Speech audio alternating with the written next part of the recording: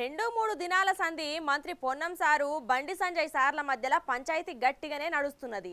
రాజకీయాల గురించి ఎన్ని మాటలు మాట్లాడినా ఏం కాదు కానీ ఇంకొంచెం హద్దు దాటి బండి సారు మాట్లాడేసరికల్లా మళ్ళా నోరు తెరవకుండా గట్టి కౌంటర్ వేసిండు పొన్నం సారు.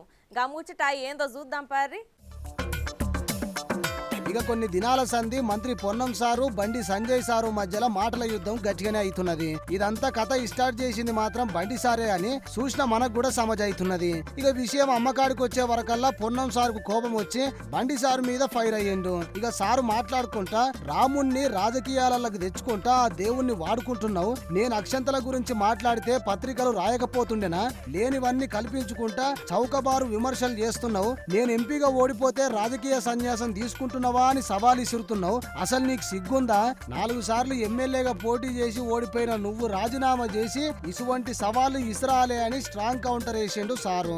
ఇంకా మాట్లాడుకుంటా నా దయా దాక్షిణ్యాల మీదనే కాంగ్రెస్ పార్టీ హయాంలో అర్బన్ బ్యాంకు డైరెక్టర్ అయిన చరిత్ర నీది, ఏ తల్లైనా 9 మాసాలు మోస్తే ఆ బిడ్డను గంటది, అటువంటి తల్లి గురించి అవమానపరిచే లెక్క మాట్లాడుతున్నావు, మళ్ళా మీదంగా బతుకున్న నా తల్లి ఆత్మకు శోభిస్తుందని మాట్లాడినావు అనుకుంటా మస్తు బాధపడ్డాడు సారు. ఇగో ఈ వీడియో చూడురి.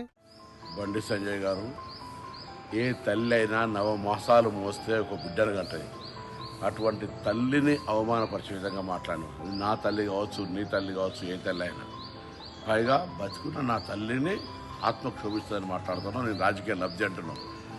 ఆ వీడియో చూస్తే మీ తల్లిని స్పష్టంగా చెప్పిన తర్వాత కూడా నేను ప్రశాంతంగా ఇది మంచిది కాదు అని చెప్తే కూడా మళ్ళీ హుస్నాబాద్ చౌరస్తాలో నా తల్లి ఆత్మక్షోభిస్తానని మాట్లాడతావా?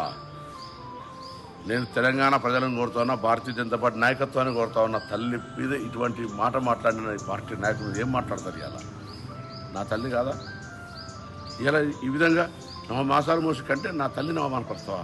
నా బతికిన తల్లిని నువ్వు ఇలా ఈ విధంగా మాట్లాడే పరిస్థితి ఉంటే ఇది ఏం రాజకీయాలకు తల్లిని తీసుకొస్తారా? వాళ్ళకి ఏమైనా సంబంధం ఉందా ఈ రాజకీయాల్లో? నేను అడిగిన హుస్నాబాద్ నియోజకవర్గం ఏ అభివృద్ధి చేసినావు, తెలంగాణ బిడ్డగా ఈ తెలంగాణకు ఏం జరిగింది, 5 సంవత్సరాలు ఎంపీగా ఏం చేసినావు అని అడిగితే నా తల్లి గురించి మాట్లాడతాను. నేను ఇవాళ చెప్తున్నా, మళ్ళా రాముని జన్మ గురించి మాట్లాడుంటే నేను సజీవ దహనానికి సిద్ధం. రాముని ఆరాధిస్తున్న వ్యక్తి చెప్పి రాముని రాజకీయాలకు తెస్తావు, రాముని అనవసరంగా వాడుకుంటారు. నేను అక్షంతల గురించి మాట్లాడితే పత్రికలు రాయకపోతుండేనా? నా మీద మీరు పత్రిక అనవసరమైన మాటలు మాట్లాడతారు. ఇంత చౌకబారు, ఇంత చిల్లర.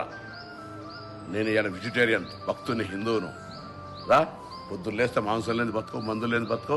నేను మందు దాగా నాన్ వెజిటేరియన్ తినా. This is Ponnam Prabhakar. తల్లి అంటే ఇవాళ కూడా నా తల్లి నన్ను రోజు ఆశీర్వదించి ఎక్కడున్నా రోజుకు 4 సార్లు మాట్లాడుతుంది, బిడ్డ తిన్నావా అని. దట్ ఇస్ తల్లి. నువ్వే నా తల్లిని అవమానపడతావా? నా తల్లిని అవమానపడతావు బిడ్డ? చెప్తా ఇలా నన్ను అడుగుతున్నావు. నేను ఎంపీ ఓడిపోతే, ఎంపీ గెలిస్తే నువ్వు మంత్రి రాజీనామా చేస్తావు. నీకు సిగ్గుందా? ఎమ్మెల్యే 3-4 సార్లు ఓడిపోయాను, మళ్ళీ ఎంపీ రాజీనామా చేసినావా? నన్ను అడిగే ముందు నువ్వు ఎమ్మెల్యే ఎన్నిసార్లు ఓడిపోయావు కదా, ఎంపీకి రాజీనామా చేసినావా?